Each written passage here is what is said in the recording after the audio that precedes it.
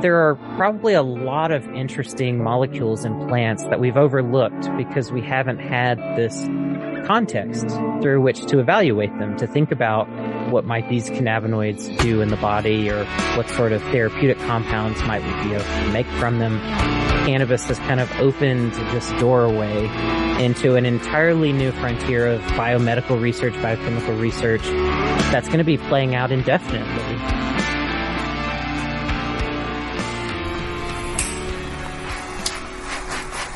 You're listening to Narcotica, a podcast giving you the straight dope about drugs and the people who use them.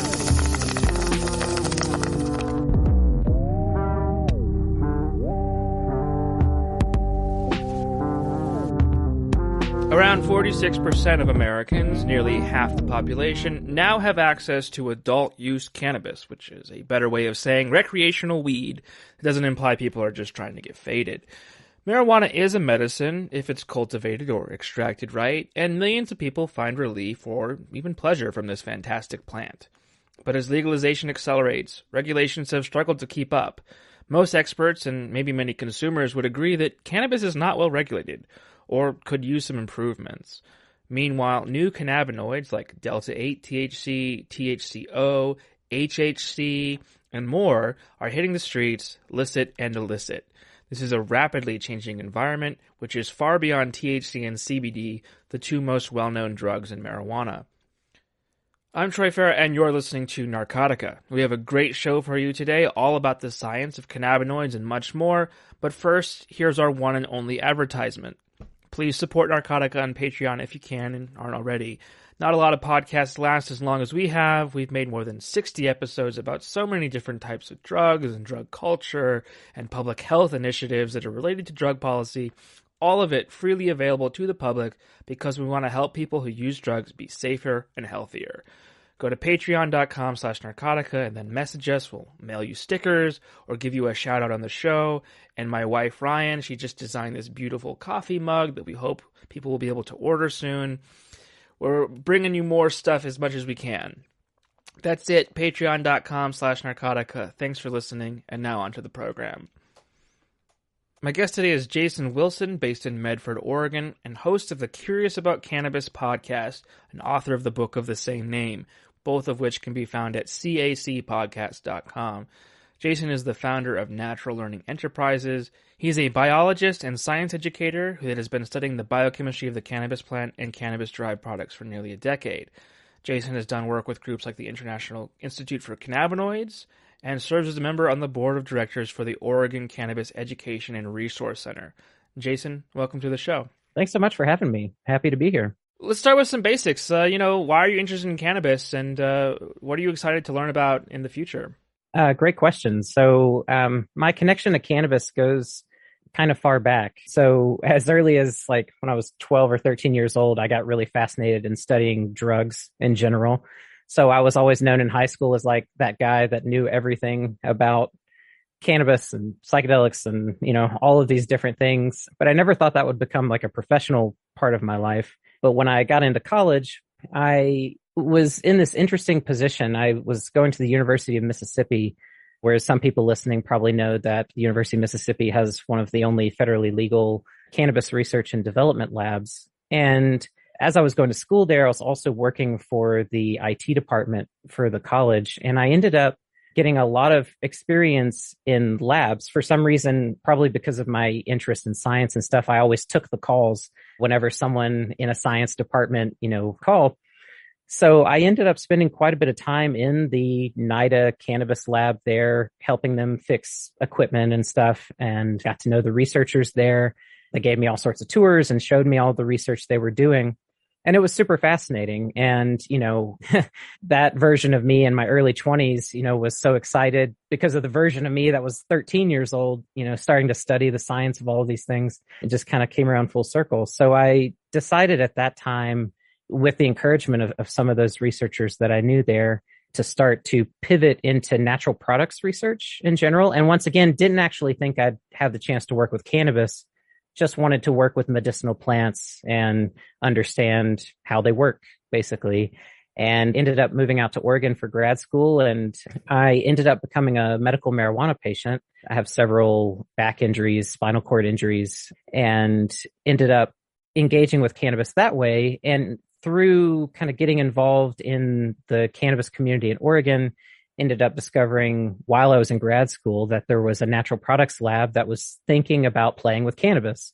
So I was like, well, that's really interesting and connects to, all of these, interesting kind of points in my past. So I reached out to them and mentioned that, hey, I'm in grad school, I'll be finishing up soon. I'm currently a botanist with the Bureau of Land Management, but want to be, kind of doing more natural products work.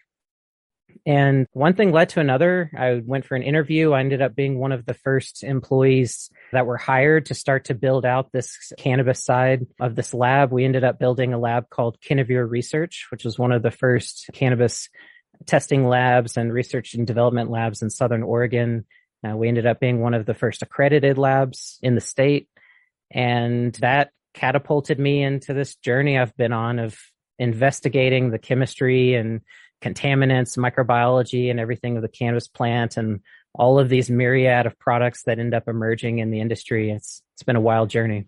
Yeah, and I've really been enjoying your podcast because, there's not a lot of cannabis podcasts out there that are actually kind of technical and scientific. And a lot of them are just about getting high or about the business side of things. And I really appreciate that you are bringing on these guests that can talk about some of this obscure stuff. As a journalist, cannabis is one of my favorite things to cover because it's just so connected to culture and politics and health policy and science. And there's always something new going on in the science department with cannabis. There's always stuff that we're still learning, and I think that's really interesting.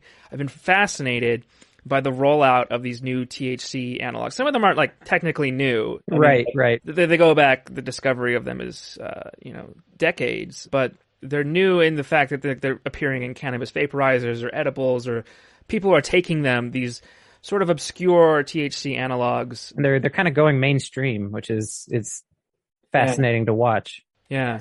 So I kind of want to talk about a lot of these, people probably have a lot of questions about these new drugs, what they do, where are all these analogs coming from? Are they safe?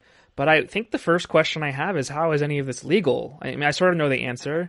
It all kind of stems from the 2018 Farm Bill, which legalized hemp, a version of cannabis sativa that is low in THC and high in CBD. But where does Delta-8-THC come in, and how is it legal in the first place? Delta-8 is literally only one carbon bond different from Delta-9-THC, which is the drug most people know gets you high. Right. Yeah. I mean, you'll get very different passionate opinions about this question depending on who you ask. I mean, the argument for why it's legal usually goes something, around the fact that the Farm Bill made all of the constituents of the hemp plant legal. So if you're making products where you're extracting different compounds out of the hemp plant and isolating those compounds and using them, theoretically, that should be fine and legal. The argument against the legality of these products is that actually these aren't truly hemp-derived products. They're for the things that you've listed, like Delta-8-THC, THCP, THC-O acetate, HHC, and we'll get into all of those, and Delta-10-THC. The forms of these that you're seeing on the market are all being primarily derived from CBD. And so basically you had the situation where in 2018 and 2019, the market got flooded with hemp. Just tons of people jumped into the market, huge crops. Here in Oregon, I mean, it was amazing to see, over the course of just a year or two, you just have these massive hemp farms all over the place, all over the countryside. And so there was a surplus and the demand wasn't quite there, despite how popular CBD, got around that time. There was a huge surplus, and a lot of farmers were left with material that they didn't know how to move. A lot of extractors were left with CBD distillate and other extracts that they didn't know what to do with. And so someone then decided, hey, you could actually use CBD as a precursor, and by adding some strong acids and, other chemistry techniques, you can actually convert CBD to all of these other cannabinoids, many of which have yeah, I never know the quite the right phrase to use here, but I guess intoxicating properties. Psychoactive's never quite the right word because CBD is psychoactive too. But, all of these things can get you high in some form. And so it opened this doorway to what people perceive to be legal ways to get high. However, the DEA's put out memos about this, pointing out that synthetically derived THC analogs and isomers, are certainly not, in their mind, in the spirit of the Farm Bill and still violate the Controlled Substances Act. But there hasn't really been enforcement. So it's left this big gray area open, where people are saying, well, the DEA is not really going after anybody and the FDA is not really doing anything. So let's just move forward and see what happens. And, that's led to a lot of things that make me nervous. Yeah, and I kind of want to unpack some of those concerns because I have a lot of them as well. Obviously, I think we both agree cannabis should be legal, but, we don't want these random isomers. Some of them are really difficult to extract, too. THC-O acetate, which is allegedly 3 times as potent as THC. It's sometimes called the psychedelic cannabinoid, which is an interesting debate we can get into, but apparently it's very dangerous to make THC-O. Yeah, so one of the issues with all of this is a lot of the entities that are manufacturing these products are what you would classify as kind of amateur chemists. They know enough to get through the process and get, a product made, but they often don't have the expertise necessary to fully, characterize that product, prove the purity of that product, and establish a lot of sophisticated quality controls, and to actually validate the process. If you're ever manufacturing a chemical, my background in labs and stuff is I was heavily involved in quality systems engineering and stuff. So I'm always thinking about, you have to validate your process so that you even know whether you can rely on the process that you're using to produce a clean product. So, my experience with some of these things in the testing lab, when we look at any of these products, and they've been around a long time, like you mentioned, I remember testing Delta-8 products back in 2014 or so, but they were in the medical and adult use markets at that time, medical in Oregon, and weren't that well known. But when you test these products, you often see just tons of mostly kind of mystery ingredients in there. When you test products, you create a graph called a chromatogram, and you have all these peaks and valleys, and the peaks tell you, that there's a molecule there, and the bigger the peak, the wider the peak, the more of that molecule is there. And when you test these products, you see very strange signatures on these graphs compared to what you see in other extracts, true extracts or flower. And you can kind of derive what some of these byproducts are because there's a lot of literature out there, for instance, around how to make Delta-8-THC from CBD. And a lot of these different byproducts have been identified and everything, but most labs don't have the reference standards to really accurately identify those things. And there are other things there that we truly don't know what they are. And so that's kind of the first concern is, you have amateur chemists that are taking on, what often seems to be a very simple process, but from like a kind of drug development perspective requires a lot of quality control and, a lot of purity checking and everything. And it's resulting in these, products that just, are exposing people to things that we just don't know what they are. And they may not even be dangerous. We don't know. And that's kind of the big thing. It's just a big mystery. Yeah. Delta-8 is one of the interesting ones. It is banned in many places, something like 18 states, even though in many of those places, Delta-9-THC is totally legal, and I don't really get the logic there sometimes, but... A lot of it's kind of reactionary. Like, people don't really know, it's like a thing that the hype around it is building, and they don't know how to respond, and so it's a lot easier sometimes to just ban it and then kind of think about it later. But I agree. It makes a lot more sense for all of this stuff to just be encapsulated in any existing THC adult cannabis programs. Yeah, the thing that really interests me about Delta-8-THC is the effects. Even though it's only one carbon bond different from Delta-9-THC, it is actually, at least in my experience, a really different feeling. Yeah. And people generally say Delta-8 is less potent than THC with less anxiety and more pain relief. I've tried gummies and vaping it. I don't know if it's placebo or not, but it does seem a little bit smoother. Sometimes I get a little bit of an edge when I smoke a little too much, and it's usually manageable. But like with Delta-8, I don't really get that like prickly anxiety feeling. Yeah, and that's kind of been my experience. I've only experienced it through vaping, but it's kind of like that, just kind of a softer kind of feeling. And I think there's a good place for Delta-8 THC, and that's kind of another side to this whole thing. Is as we unpack more of these concerns and everything, it's molecules like Delta-8 THC, which actually has gone through some clinical trials. It has been given to humans and the safety's been evaluated and everything. We actually know a good bit about Delta-8 THC. And so one thing that on sort of a flip side that makes me nervous is a lot of the journalism I've seen around Delta-8 just talks about Delta-8, not recognizing that really the concern are all of the things that aren't Delta-8, and that Delta-8 THC as a molecule itself, like there's no reason to vilify or demonize that molecule. It does belong, I think, more so, in a controlled market with, Delta-9 THC and everything else.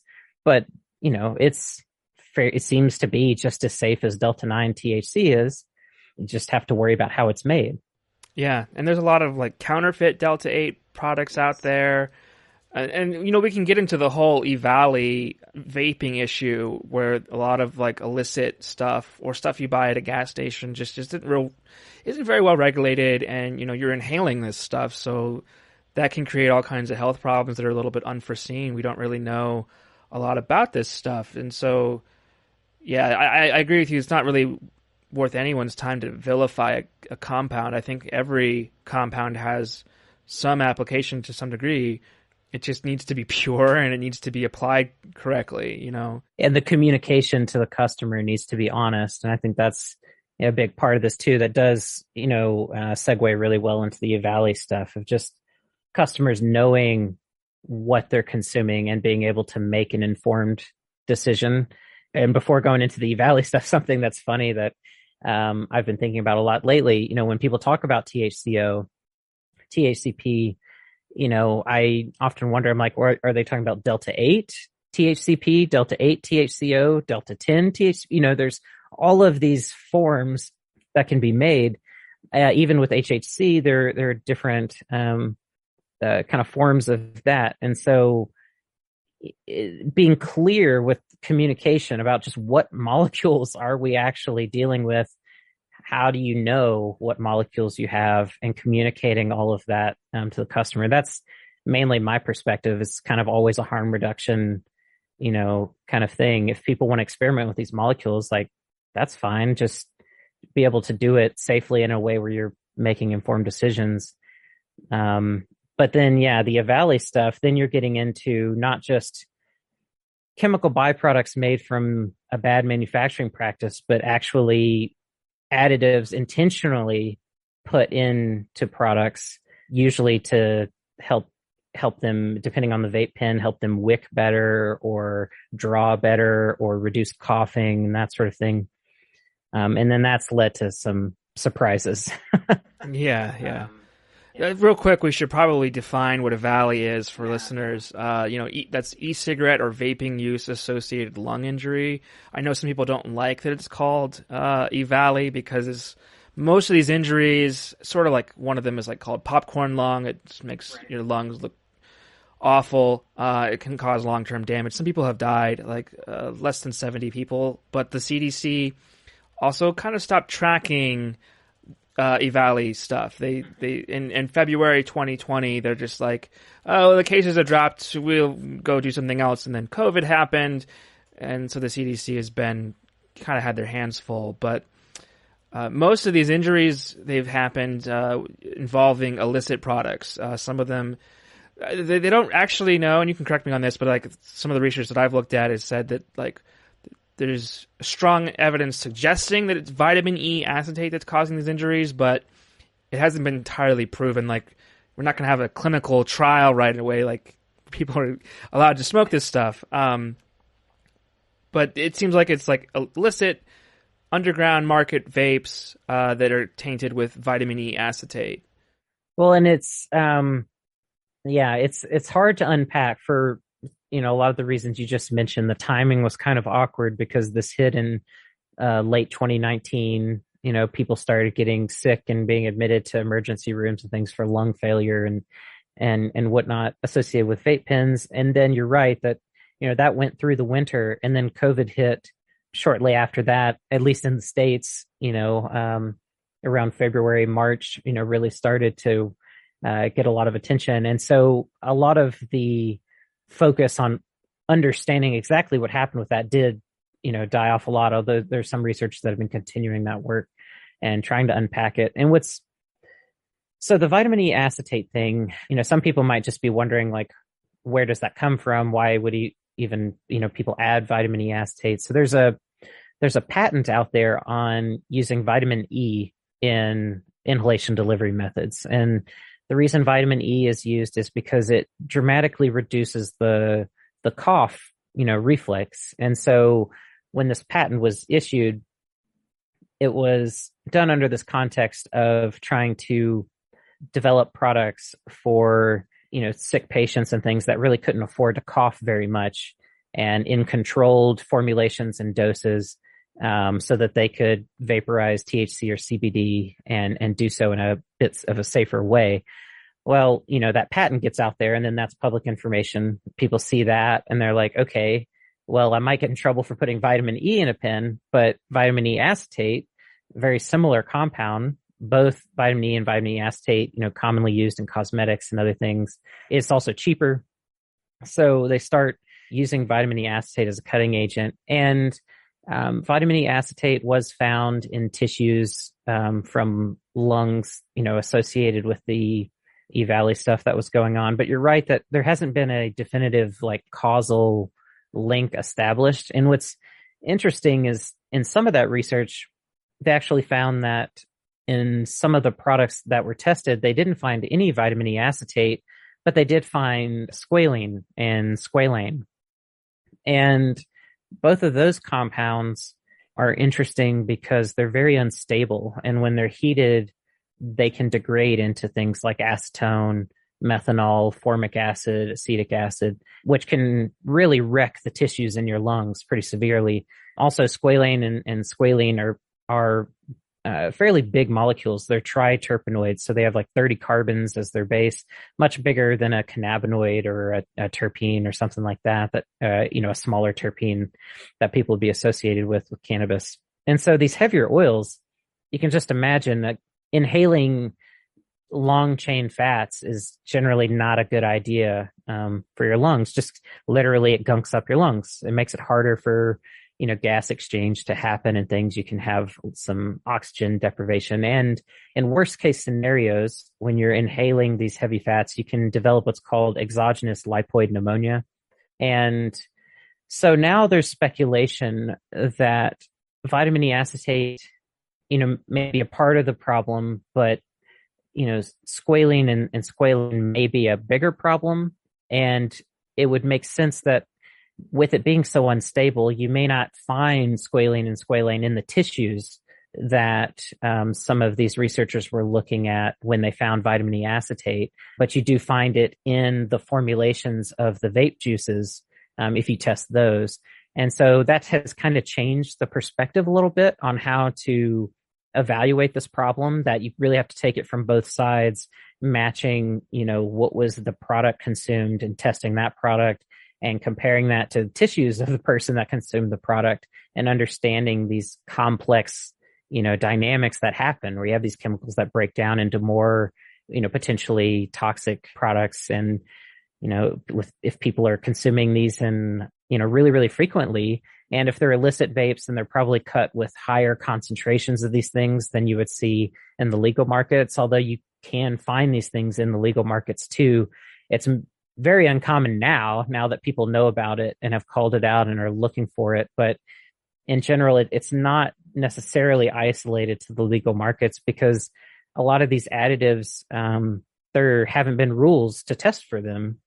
So it's kind of one of those things we had to learn about the hard way. And now additives are getting a much closer look in states that have regulations for testing, California, Oregon, a lot of other states that have legalized. So, squalene and squalane may be part of the issue. Vitamin E acetate may be part of the issue. There's also been some speculation about a compound called phytol, which is another fairly big, it's a diterpenoid, still a pretty big terpene, 20 carbons. And that could be driving some of that too. I think it's probably a very, multivariate issue. There's lots of things happening simultaneously. Yeah, that is a really good explanation that kind of like puts the whole problem into perspective. And it still is a problem. Like, even though it's not really making headlines and there's not as many issues, it seems like there's these isolated cases that have been happening. And it's like you said, it's because there aren't a lot of rules, there's not a lot of scrutiny in these markets, and people can just basically put it whatever the fuck they want in these vapes. And yeah, I mean, it's so new too. Like, regulators, they don't know how to think about it, until something happens and until there are investigations and things. We're just kind of in uncharted territory in a lot of this stuff. But in vaping in general, even with e-cigarettes and everything, like, it's really a new area that we don't have a good handle on of what manufacturers are, exactly doing and how these products affect people. Early on when the vape pens came out, a lot of clinicians that I knew were really excited about them because, it's like, oh, this easier way for people to titrate and not have to smoke. And then now a lot of clinicians that I talk to, don't recommend vaping at all, not with vape pens, but they have switched back to, if you're going to vape, use a benchtop vaporizer where you understand, you're adding the product to the vaporizer, so there's no concern about additives and stuff. So it seems like the general feeling around vaping has changed quite a bit just over the past few years. I know a lot of people really bristle at any criticism of vaping because, they were ex-smokers and vaping helped them quit. For me, psychedelics helped me quit smoking, but, I understand that it's like the pendulum swinging back. Like, there's all this scrutiny of vaporizers and people calling for them to be banned or something like that. And it's like, no, I don't think that's going to help. We're always oscillating around the, kind of the more kind of direct, probably more common sense way to handle it. Right. And so I just want to be clear that we're not saying like vaping is necessarily bad or you shouldn't do it or it should be illegal. It's just like, it is kind of a new thing, and we are still learning a lot about these additives. The nicotine vaporizers, some of them have flavorings, and when those flavorings are called grass, generally regarded as safe by the FDA. But, when you heat it up, that's not the way that it was labeled as grass. It's like labeled for food. So you can put in food, but if you vaporize it, it actually can produce benzene, I believe, if it gets to a high enough temperature. And benzene is known to be cancerous. So it's like we're still learning a lot about how to do this. And I think, talking about it and being really open about the pros and cons of vaping is gonna be beneficial in the long run. Yeah, I mean, it's about just learning how and why, to think critically, about these products as they come out. Because one thing, from my world, spending so much time in the commercial testing space, there's a general consumer attitude that if a product is tested, then it's safe. And so there's been a bit of a learning curve there of just consumers realizing that, oh, okay, just because a product is tested, that doesn't mean it's safe. And I still need to kind of understand what was it tested for and what do we actually know, about these products. So, it seems like all of that's starting to catch up and it just takes time. And the grass thing, I'm so glad you pointed that out, because one thing that a lot of people don't realize is that products are only grass for their intended use. And it's very rare that you will find an essential oil, a flavoring compound, or whatever that states in its safety data sheet that the intended use is for inhalation. It's almost always, for food or topical administration. So even though these ingredients are grass for some applications, it doesn't mean they're grass for all applications. And so that's another side to this, that manufacturers are even having to learn how some of these rules apply, and haven't always had to, think so carefully about all of these dynamics. It's a brave new world we're in. Yeah, one thing that's really interesting is kind of sort of the lab shopping kind of thing. Like, even if something's tested, it has lab results, like maybe you can't trust the lab. And that's because even the labs aren't very regulated in some areas. Can we talk about that a little bit? How does that? Yes, I would love to. Because that, I spent so much of my time and energy working, building labs and working on getting labs accredited and trying to help them improve the quality of their work. So this is something I have a lot of direct experience with and a lot of opinions about. Yeah, I mean, so one of the things I like to start off saying is that, just because a lab has an accreditation or some certification or something, it doesn't mean that they do good work. And that's really annoying because the sort of flow with testing regulations in states around cannabis is usually legalization happens and there's minimal testing or no testing at all in some cases. And then they onboard testing, and usually the testing's fairly unregulated. Then they say, okay, you need to be accredited. And everyone assumes that once the labs get accredited, that then all the data becomes trustworthy and we're good to go. And what I saw in the Oregon market was so funny and predictable. When legalization happened and there was also a requirement that required all of the labs to get accredited, you saw an interesting shift just in, talking about lab shopping, which is usually around THC values. You saw this interesting global reduction in the average THC value that was reported by every lab across the board. And this was kind of vindicating for me because I was, at the time when we were building Cannavir Research, we were struggling as a lab because we were losing clients because our potency values were on average lower than all of our competitors. And we couldn't figure out why. We didn't know what was going on.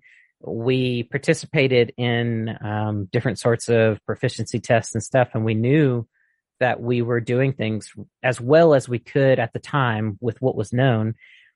And then accreditation hit and everyone met our average. And we were like, whoa, okay. So now you can see who had been inflating numbers and, all this stuff. But that only lasted for maybe 8 months. And then you start seeing these average potency values creep back up. And so then the question is, well, did products change? Like what changed? And the main thing that changes is just that as labs get their accreditations and they get comfortable, they then fall into the same dynamics that they were under pressure for before, which is, clients want to see high THC values or high CBD values if it's a CBD crop or a CBD product, because usually the dispensaries are indexing price off of those numbers. Extraction labs are often indexing prices based on those numbers. So, what someone's going to get paid is tied to that number. And so people lab shop. People try to find the labs that are going to produce those higher numbers. And so that then, makes it very hard for labs that are reporting, statistically better data to stay around because they lose clients. And so you start to see this race to the bottom that starts to happen all over again, even with accredited labs. And, they clean up a little bit when they have to be inspected again and go through the reaccreditation. You often see, data change historically, and then it starts to, kind of go back. And so I've seen, even around here in the Valley, I've seen test results on products here in Southern Oregon of THC values of over 40%. What? That doesn't make any sense. No. And I tell people, I'm like, do you literally see THC dripping off of that plant? Like, I mean, you're talking about one molecule that's almost half of the weight of, so some of this you have to apply common sense, but that's what's going on. And these are accredited labs that are issuing results like this. So it's something that I think until there's some better standardization and accountability on the labs, one thing that I'd like to see is I think every state ought to have a reference laboratory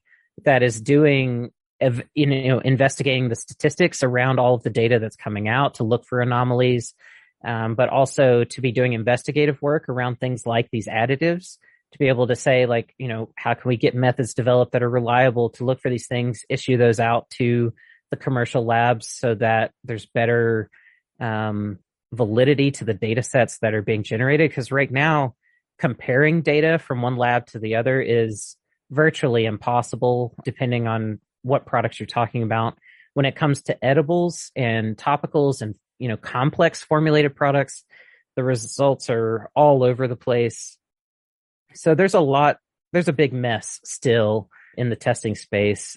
And so a lot of the data, I would say a lot of the data that really matters, like pesticide testing, like that's really good. And mycotoxin testing and that sort of stuff, microbials, especially if they're using DNA testing methods, like you can rely on all of that. But when you start getting into potency, there's just, and not just cannabinoids, but also terpenes, there's just so much incentive to commit fraud or just to even just working within the amount of variation you're allowed, in your method, to just push it towards the upper limit, right, to try to put that bias in there. Yeah, I've heard that you can test different parts of the cannabis plant, the top or the bottom, and you'll get different results. Yes. I think that all of this kind of speaks to how complicated it is for consumers to navigate these markets. Like, you shouldn't have to have a huge background in chemistry, right, to be able to buy these products and use them. And I think that we really need better regulation. Like, I've heard even that it's like, I don't think it's impossible, but it's very, very difficult to get THC potency over 30%. Yes. But I see that commonly. Like, I got several emails every now and then from this dispensary. Come on in, we got the 30% strains. And I'm like, I don't even really look at the cannabinoid content anymore, because it's like, what am I supposed to do with this information? Like, oh yeah, it says 26% THC, but that doesn't really mean anything. It could be a totally different. I don't know how you fix that problem. I've heard of some really early technology that, like, something you can scan the plant with and it could just like bounce back, something like that. But I mean, yeah, there's some like near infrared devices and stuff that can do testing. Their accuracy and precision is sometimes questionable, as you could imagine, like trying to reduce a method like that down into a simple handheld device. But they do exist and they're not terrible. It just depends. When I do a lot of teaching these days, and what I try to encourage people to think about is what information actually matters to you. Like, does it really matter the exact percentage of THC that's in there? To me, like you just said, the way that I purchase cannabis, and I've been consuming cannabis for most of my life, and there was a time where I got really worked up about numbers, and kind of early on it was interesting and everything. But these days,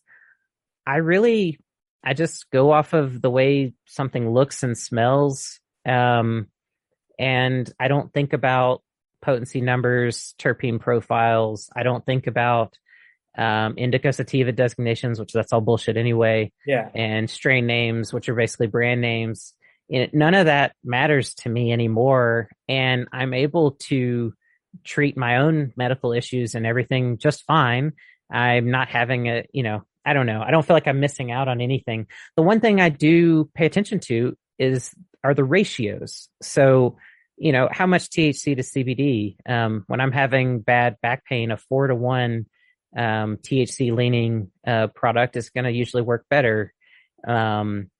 So that's something that I tend to care about. Everything else is really just, does it smell good? Am I drawn to it? And I've also learned what smells I like, that sort of thing. And that's just kind of how I go about it. Yeah. I kind of do that too. It's like the nose knows this is pre-COVID, but I used to be able to go into a dispensary and they'd hold out a jar and you'd smell the jar. And if I smell too much myrcene, I try to avoid that. I like balanced strains. Yeah. I thought it was funny. I went to Washington, Seattle, and I went to a dispensary and I was like, can I smell it? And they're like, no. That happened to me just a few weeks ago. Yeah. Yeah. I was like, what? You can't just smell the plant before? No, that's illegal in Washington for some reason.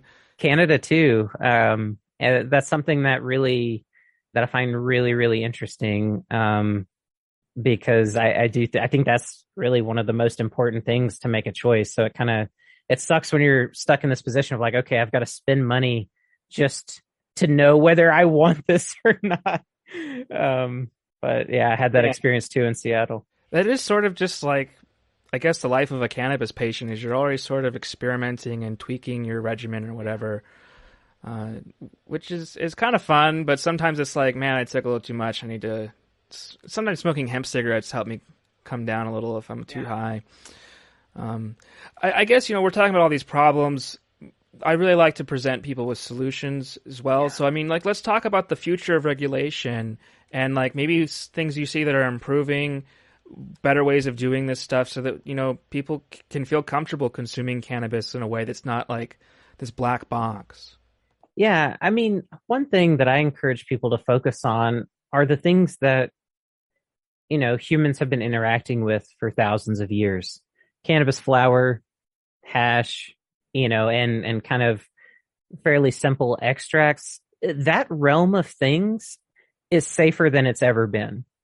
And I think that's an important message to like take from all this is a lot of the negatives that we talk about really falls more into the kind of fringe really of a lot of products. I mean, a lot of these products are very popular and that's why it's concerning, when there are health issues and stuff that come up. But for cannabis flower and basic extracts and stuff, if you're getting them at a dispensary, it's cleaner and safer than, we've ever experienced in history, probably. I mean, some of the stuff, the level of testing that goes into, for pesticides and mycotoxins, especially if you're in a place like California, I mean, it's above and beyond sometimes. And so, that's been pretty cool to see, just knowing that when it comes to those product types, that people do have a ton of variety and it's all, known to be clean. I mean, pesticides were a huge concern even into the medical markets and legal markets until recent years. And now pesticides aren't really much of a concern anymore. Pesticide testing is fairly well addressed in most states that have legalized. And so that's been a big improvement. I'm really interested to see what happens with New York because New York has taken a unique approach to legalization.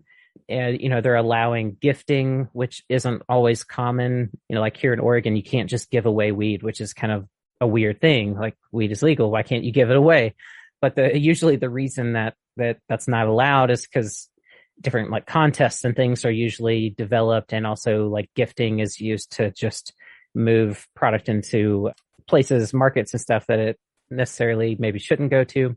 But New York did not ban gifting. And so I'm interested to see what sort of issues that raises. I think it provides a lot of interesting opportunity for small communities and stuff and home growers to kind of share and do some interesting things there. So just seeing a state that's taking a different approach, because California mostly looked at Oregon and Colorado and kind of blended, and Nevada and kind of blended a lot of things and then added some extra because that's just what California does usually when it comes to safety and stuff.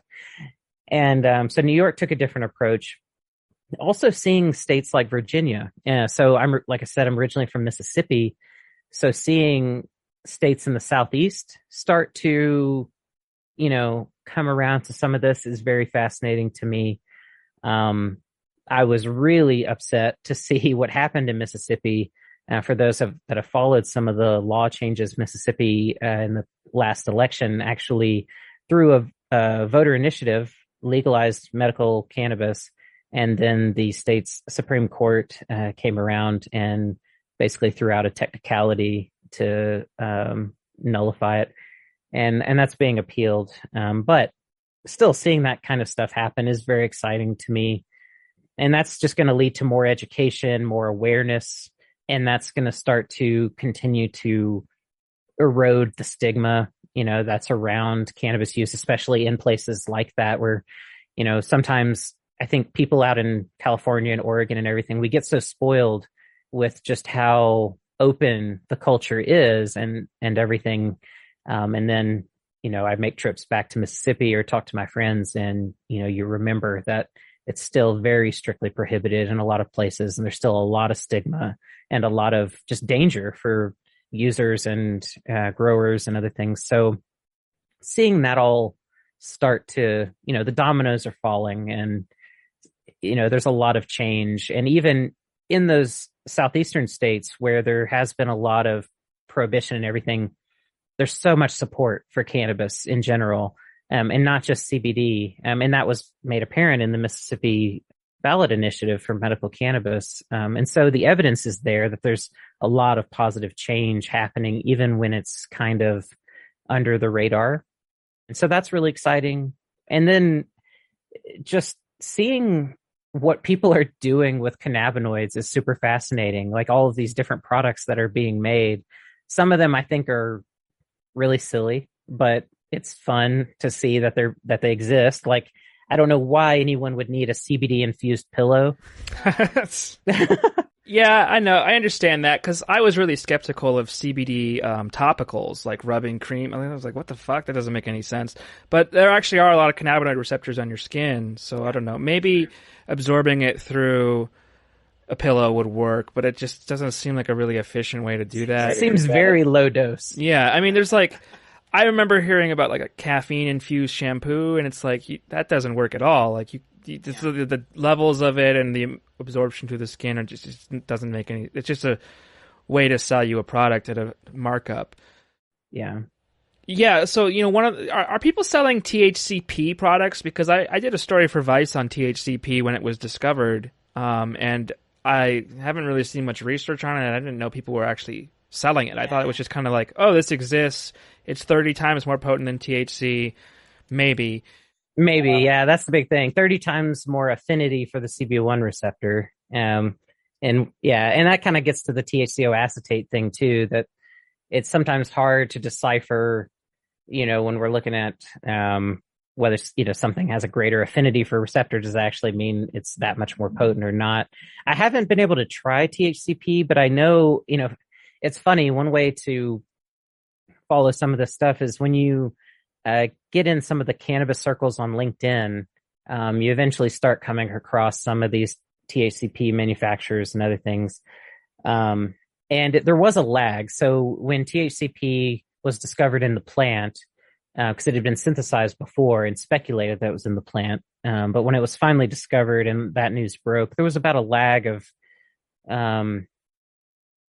at least 6 months or so before I started to see that people were experimenting with, realistically thinking about trying to bring it to market. And then it took about, a little more time for that. But now there aren't a lot of companies doing it, but I've seen at least 2 or 3 that are starting to advertise, B2B on LinkedIn, that they've got THCP.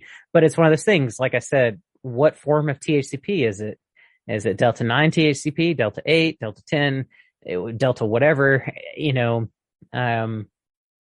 is it clean, all of those sort of things. But it is starting to circulate. And it's one of those things that if I ever get my hands on it, just with my own curiosity, I'm sure I'll try it just to see, how that compares. But I haven't had the chance yet. This kind of brings me to like the future of cannabinoids. I mean, we haven't really gotten to some of the minor cannabinoids that are a little more popular or well-known, I should say, like THCV or CBG, because we could talk all day about this stuff. There's like literally dozens of cannabinoids, and they all could have some interesting properties. There's just really not any good research here, which is why I think it's really interesting, that you worked at University of Mississippi, that the cannabis there is notoriously bad. It's like alfalfa. It's freeze-dried. It's low THC, it's low CBD, I think, and it just does not reflect at all what people are getting from dispensaries, let alone the black market. And that's what scientists that do federal research or federally funded research, that's what they have to use. I think that's finally changing. Saw some news about that a couple weeks ago. It's like it's funny because it's like Canada and Israel are getting so ahead of the U.S. in research, and it's like frustrating that we can't just do some good research on this stuff. This plant has so much to teach us, and we're barely even scratched the surface on this. I was listening to your interview recently with Dr. Reggie Guadino. He's great. I interviewed him once before for Men's Health, and he taught me so much. It's really stuck with me. And so I kind of want to talk about that a little bit. Like you were talking about, we could maybe genetically engineer the cannabis plant to produce drugs that we've never even thought of before. What is that looking like right now? So these days, the thing that I get the most excited about in terms of like cannabis research, cannabinoid science research, is thinking about how the lessons we've learned from studying cannabis, how it can provide us with a unique lens through which we can look at other plants, other animals, even other fungi, and start to look at these cannabinoid-like compounds that actually appear all throughout nature. There's a flower, a helichrysum variety that grows in Africa that has a CBG-like compound in it. There are truffles that have anandamide-like compounds in them, which are anandamide is an endogenous cannabinoid that the human body makes. There's a variety of rhododendron that has a compound very similar to CBD, like the molecule that's in this variety that I'm talking about is extremely similar to CBD. So there are probably a lot of interesting molecules in plants that we've overlooked because we haven't had this context through which to evaluate them, to think about, based on what we know about other cannabinoids, what might these cannabinoids do in the body, or what sort of therapeutic compounds might we be able to make from them, and that sort of thing. So that gets me really excited. And then also understanding how non-cannabinoid compounds in plants are influencing the human body's own endogenous cannabinoid system. And this is something I've been thinking more and more about lately, because there are, for instance, a lot of pigment compounds in plants are flavonoids, and there are a variety of flavonoids like delphinidin and a variety of others that actually have been shown to interact with cannabinoid receptors. The terpene beta caryophyllene is now thought of as kind of a dietary cannabinoid. It interacts with CB2 receptors. There's a polysaccharide in turkey tail mushrooms that interacts with cannabinoid receptors. And so just thinking about how cannabis research is changing the way that I just think about all of these things and think about all these plants, that gets me really, really excited, because it shows you the new frontier that's emerging, that cannabis has kind of opened this doorway into an entirely new frontier of biomedical research, biochemical research, that's going to be playing out indefinitely. It's like discovering any new class of compounds, and these aren't new. It's taken us a while because of prohibition and all of these cultural dynamics to apply the tools that we've been applying to other drugs, other plants, other medicines and stuff for the past 50, 70 years, applying those tools to cannabis and cannabinoid products. And so I'm really optimistic about the future of cannabinoid research in general. And like we said about, Delta-8 and Delta-10, THCP, all of these things, to me, I think of all of these things as tools in a tool chest. And where we're at now is having to figure out what the appropriate applications for these tools are, how to help people use these tools effectively so that they don't accidentally hurt themselves or something. The main issue with cannabinoids and cannabis in general, like the worst thing that usually happens, are drug interactions. There are drug interactions to be aware of, and that's usually with high doses of cannabinoids and chronic consumption, but that kind of stuff exists. So understanding those dynamics to help people navigate and use these tools effectively, I think there's lots of reasons to be optimistic. And for all of the negative that we've talked about today, of all of the things that people have to be concerned about or be skeptical about, I think there's plenty to be excited about and to be very optimistic about too. I 100% agree. It's way more optimism than pessimism for me in the future of cannabis, and I think it will really unlock a lot of natural products science, which has historically been looked down upon a lot. I think because early natural products research was pretty shoddy. It didn't have a lot of controls. It was sort of seen as this fringe thing, but like it's slowly coming back into the mainstream.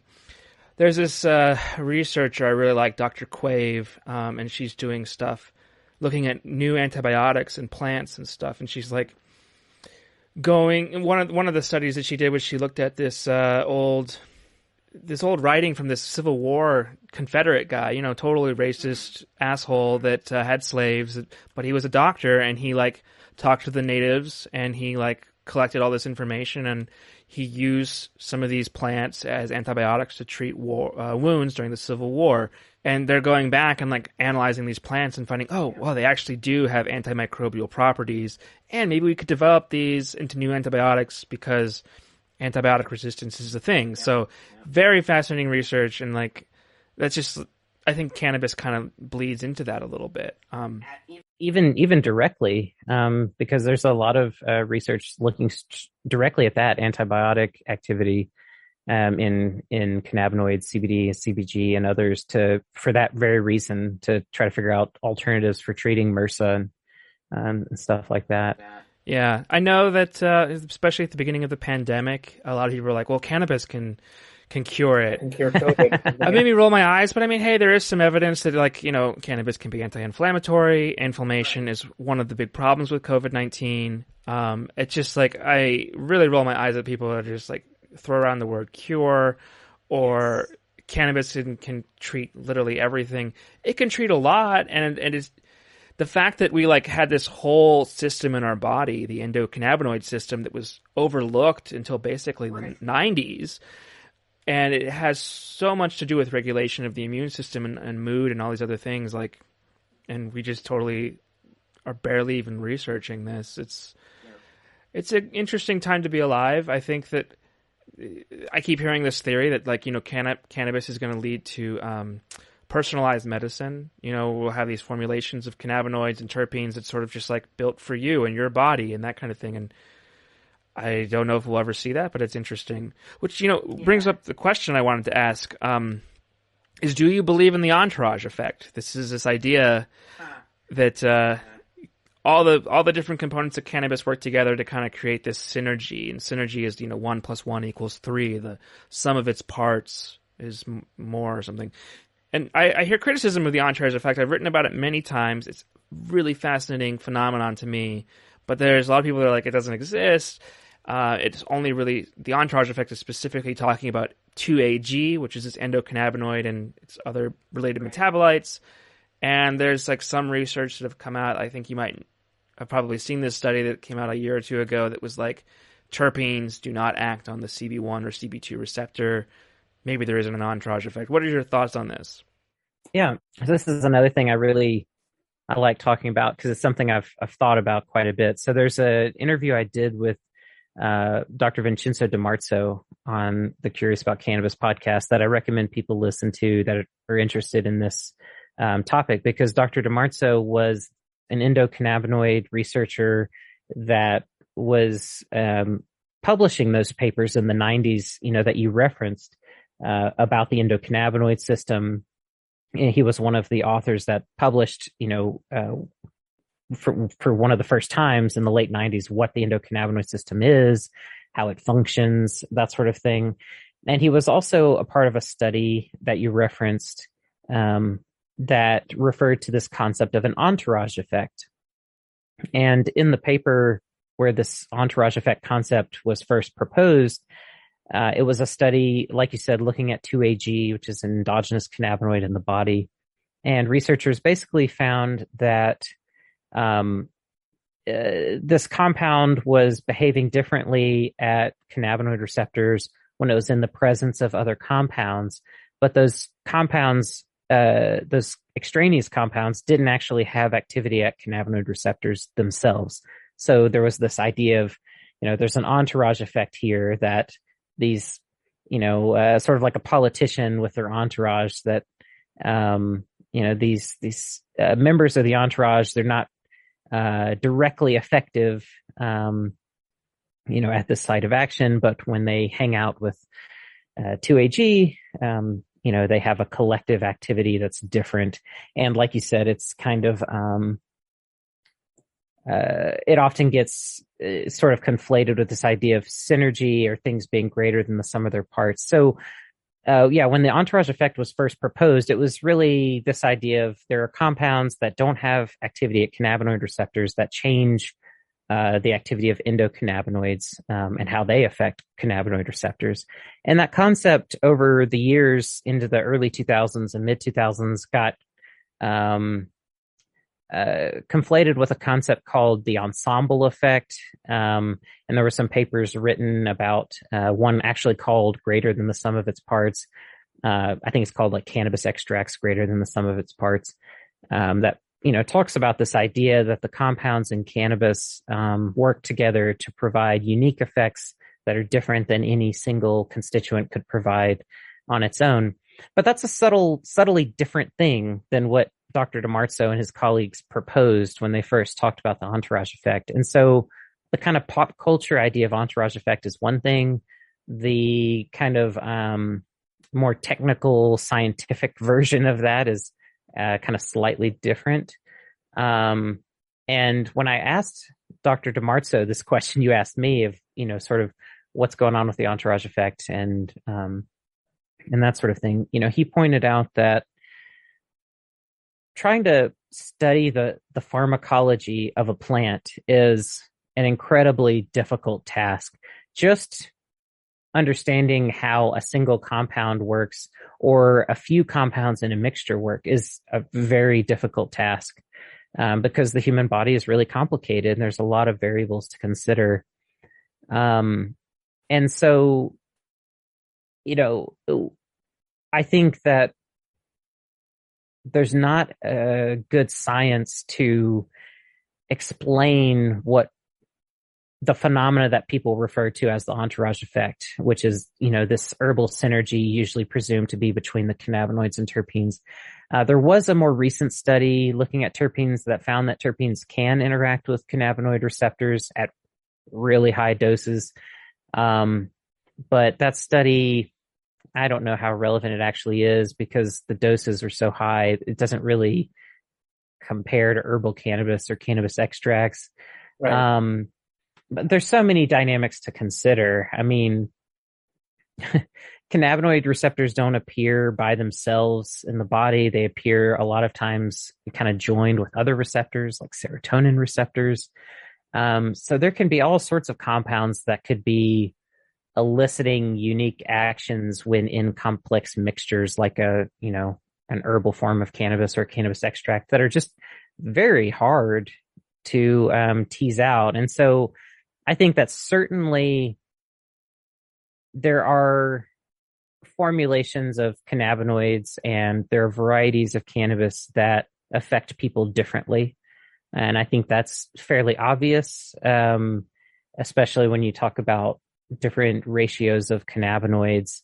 I spoke with Dr. David Miri out of Israel some time back, and he reminded me to be careful about making assumptions about trace concentrations of other cannabinoids, and that it may not necessarily be terpenes driving some of these differences in effects, but it could even be the presence of trace amounts of other cannabinoids. So it's just a complicated puzzle, and so I guess that's a long-winded way of saying that in general, I certainly agree that herbal synergy is a thing and that compounds interact differently in complex mixtures than when, delivered alone. But as far as being able to utilize information about the chemical profile of a cannabis product to then predict an effect, we're not there yet. And we won't be for a long time. I mean, there are like genetics companies now trying to create diagnostic tools for assessing someone's, kind of genetic underpinnings of their endocannabinoid system to try to understand how to direct dosing. And so the human physiology piece is another core part of the puzzle. It's not just about the chemistry of the product, but the chemistry of, the biochemical dynamics and things of the person. And so being able to predict effects is the part of the entourage effect that I don't like so much and get more cautious about and try to dissuade people from kind of discussing that way. Something that's high in linalool is not necessarily going to make someone tired or sleepy. Something that's high in terpinolene is not necessarily going to make somebody, feel active or, energized. And so we have to be careful about the assumptions that we make based off of the limited amount of information that exists. And a lot of the discussion around entourage effects is kind of, in a funny way, often based around research around terpenes that stems from preclinical research with isolated terpenoids. And so trying to make any claims about what a product is going to do based on research like that is kind of the antithesis to the whole idea of the entourage effect in the first place. So I just want people to kind of be careful when they hear about the entourage effect. Like, certainly herbal synergy is a thing, but entourage effect, as it's referred to in the general cannabis culture, is not what scientists originally presented. And even the thing that scientists originally presented, Dr. DiMarzo said, he's like, there's really no, like, the model that they were presenting at the time, they actually discovered that a lot of those compounds had activities that counteracted the effects that 2-AG had at cannabinoid receptors. So he's like, there's not even an entourage effect in that case. He's like, there is in one context, but when you start to look at more variables, the entourage effect goes away. And so it's certainly very complicated and very hard to study. And I guess I'll leave it at that. Yeah, it's definitely one of the hardest things to study, especially because it's still Schedule 1. And I hear people say don't use the entourage effect as a term, because it is sort of been this thing that's been co-opted by the cannabis industry to sort of, you talked about this a little bit earlier, like the sativa indica thing, that dichotomy doesn't exist. And I kind of have to roll my eyes when people say sativa or indica, but I try not to say anything because it's like, you don't want to be that guy that's like, explaining that there's no point. There's no point, it's just a name that doesn't really predict effects. But that's, part of the problem is that this market has been so quasi-legal for so long that people kind of had to work on their own science and come up with their own explanations for things just so that they could make things accessible for consumers. And I'd like for actual science to catch up. But first of all, we need it to be federally legalized for that to happen. And it gets back to this idea of like, what information do you really care about or need to know, and how do you work with that? I think, it's easy to think about these ideas and like this idea of personalized medicine, of wanting to get to this point where you could evaluate a product and see its chemical profile, genetically test an individual and get a sense of their, genomic profile, even their metabolic profile and everything, and be able to hone in on, what that person needs without a lot of trial and error. And certainly, like, we're going to get closer and closer to that. But the trial and error piece is always going to be involved. There are always going to be variables to, that can't be, held accounted for in all of that. Labs don't test for every compound that could be interesting to know about in cannabis. They test for 7 to 12 or 14 cannabinoids and usually, 15 to 30 or so terpenoids. And there's, the cannabis plant makes over 150 cannabinoids and over 200 terpenoids. So even just with that in mind, like, there's a long way to go.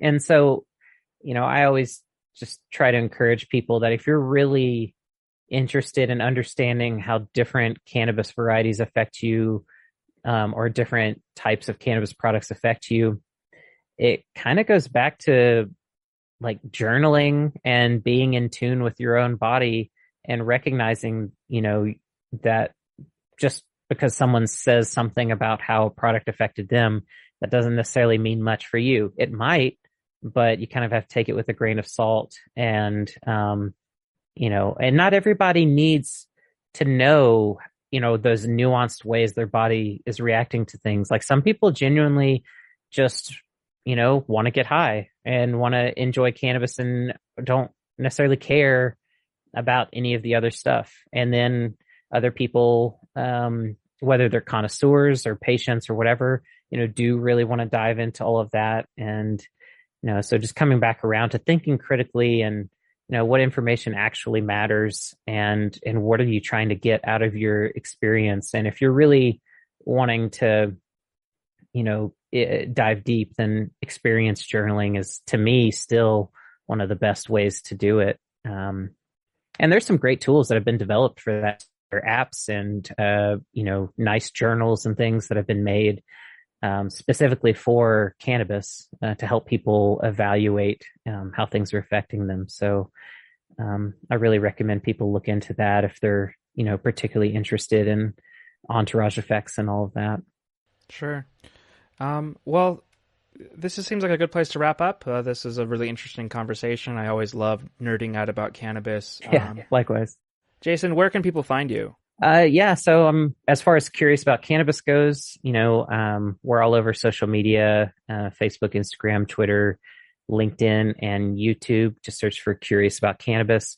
We also have an app. So currently only on Android. It'll be coming to iOS soon. But it's kind of an easy way to stay plugged into the kind of Curious About Cannabis ecosystem that's kind of been building, because it's been a really interesting journey writing the book and doing the podcast, and also teach series of workshops and stuff. Curious About Cannabis has really developed into this interesting kind of learning community. And so there's a variety of different things people can kind of engage with depending on their interests. So if you're on Android, you can look for the Curious About Cannabis app, and that's a really great way. The podcast is all in there. There are like feeds for new research papers coming out and all sorts of stuff like that. And then our website is cacpodcast.com. Pretty easy. And, then there's other projects that we work on too. So we have as part of Natural Learning Enterprises, the education company behind Curious About Cannabis, we have a Curious About Psychedelics program that is in its early stages that people can check out. Very similar to the Curious About Cannabis kind of style of things. We also have some courses and things rolling out around cannabis science, psychedelic science, herbal medicine, kind of all of that kind of realm of things.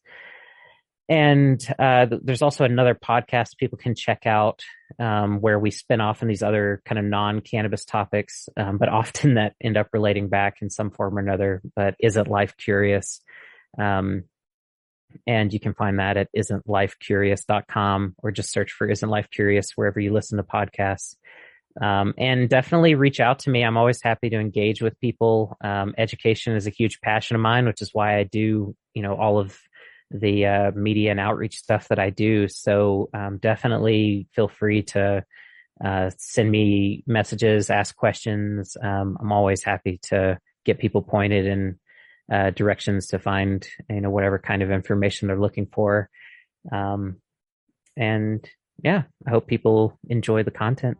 Well, awesome. Thank you so much for your time today and everything. I really learned a lot, and I hope this will be interesting for people. I think it will be. There's so many evolving parts of the whole cannabis scene that it's so interesting all the time. So thanks for coming on and talking about that.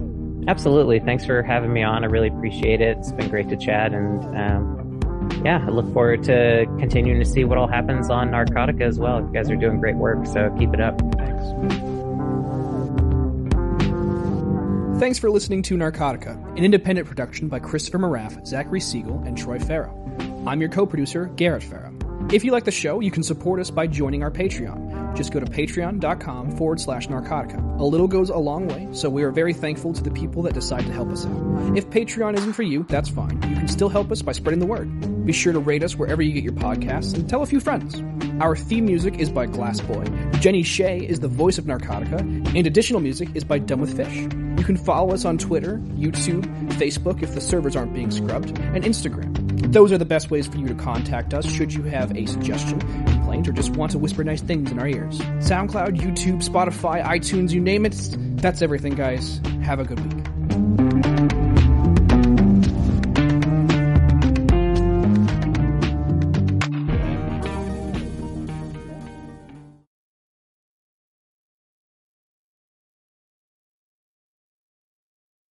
Hello in TV land.